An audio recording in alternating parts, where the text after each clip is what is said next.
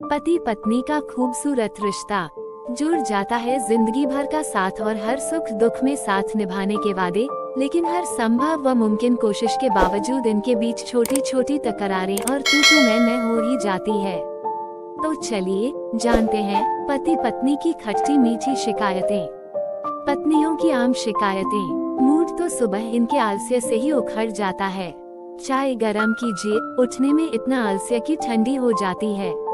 चाय के साथ पेपर भी चाहिए।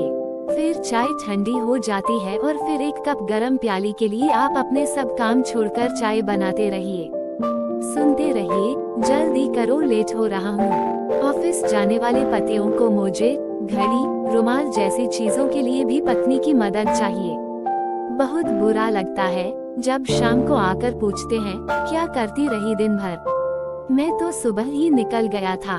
पलंग पर पड़ा गीला तौलिया सुखाना, अलमारी लगाना, खाना बनाना, कपड़े धोना, घर के अनेक काम क्या कोई और कर जाता है।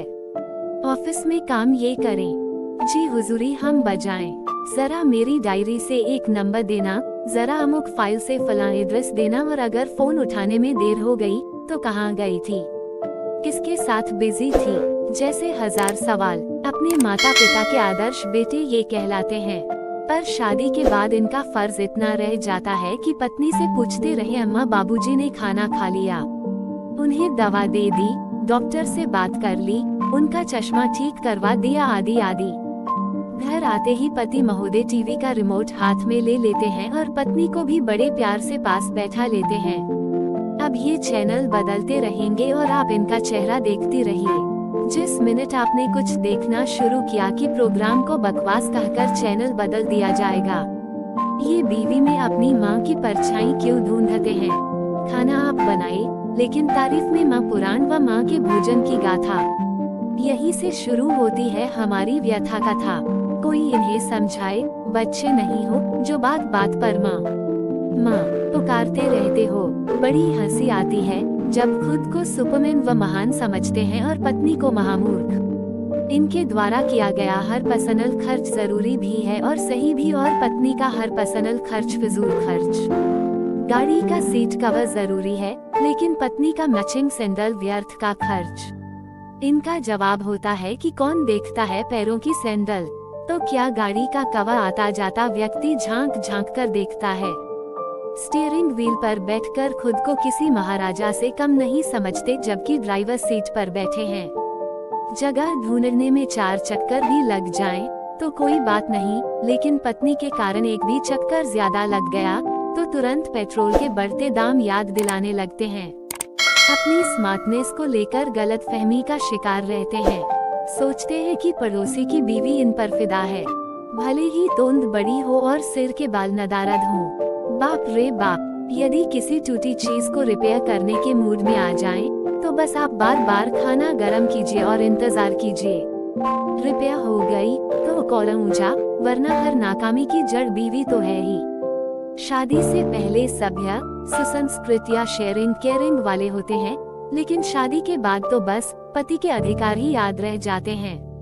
मैं जरा ज्यादा ही बड़ा हो जाता है। बर्थडे या खास दिन भूल जाना इनकी आदत में शुमार है।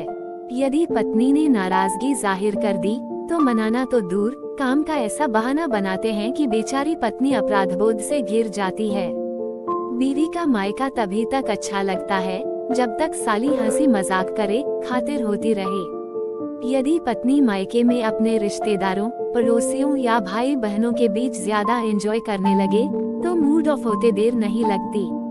सुनते हैं पतियों की शिकायतें। बहाना बनाना और बेवकूफ बनाना कोई इनसे सीखे। हमारे रिश्तेदारों के आने की खबर से कब और कहां दर्द हो जाएगा अथवा कौन सा बाहरी काम निकल आएगा, ब्रह्मा भी नहीं समझ सकते हैं। इनकी नेगिंग और नकारात्मक सोच या बात काटने की आदत अच्छे भले पति को भी नकारा साबित कर सकती है। अपनी खूबसूरती और मोटे पतले की चिंता में दिन भर व्यस्त रहेंगी और पति को भी बोर करेंगी। घर में हमेशा डाइटिंग चलती है, जबकि किसी पार्टी में मजे से चाट पकौड़ियाँ उड़ाई जाती हैं। इंतजार कराना इनकी खास खूबी है। पार्टी में जाने के लिए पति तैयार बैठा इंतजार करता है, मैडम तय ही नहीं कर पाती हैं कि किस ड्रेस में ज्यादा खूबसूरत और पतली दिखेंगी। फिलहाल सामने आकर पूछे कि कैसी लग रही हूँ, तो अनगा बहुत सुंदर भी कहना पड़ता है, वरना इंतजार की घड़ियां और बढ़ जाएंगी।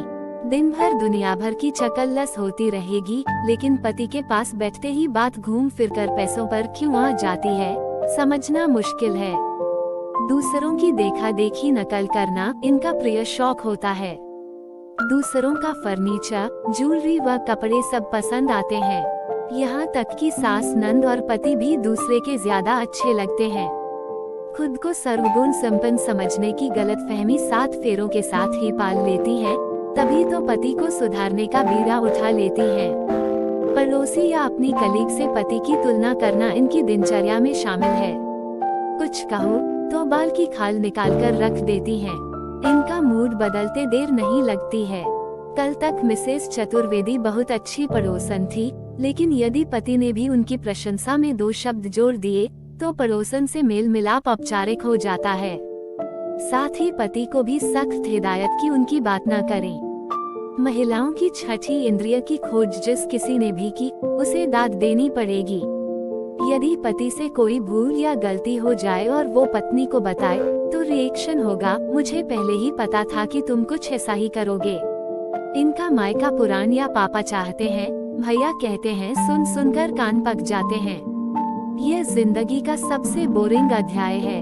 ऑफिस जाते समय बड़े प्यार से पूछेगी, डिनर में क्या खाओगे? यदि आपने उत्साहपूर्वक पिज्जा या आलू पराठे की इच्छा जाहिर कर दी, तो आपका वजन और उनकी कैलोरीज गिना गिना कर पेट भर देंगी। बनेगा वही जो इनकी सुविधा के अनुसार होगा, तो फिर पूछती ही क्यों हैं? इनकी जासूसी और तर्क के आगे तो बड़े बड़े जासूस भी गच्चा खा जाएं। कहाँ, किसके साथ, क्यों, कब का जवाब देते समय सावधान रहना पड़ता है, या फिर बगल वाले शर्मा जी तो समय से घर आ गए थे, आपको क्यों देर हुई? रास्ता तो एक ही है, जैसे प्रश्नों के लिए तैयार रहना पड़ता है। इनकी शॉपिंग और विंडो शॉपिंग मेनिया से भगवान ही बचाए। ना कहना भी खतरे से खाली नहीं और हाँ कहना भर मुसीबत है। 10-15 रुपए के लिए दुकानदार से झिक झिक करेगी, ना माने तो दुकान से निकल लेंगी। शर्मा शर्मी में हमें भी दुकानदारों से नजरें चुराते हुए पीछे पीछे निकलना पड़ता है।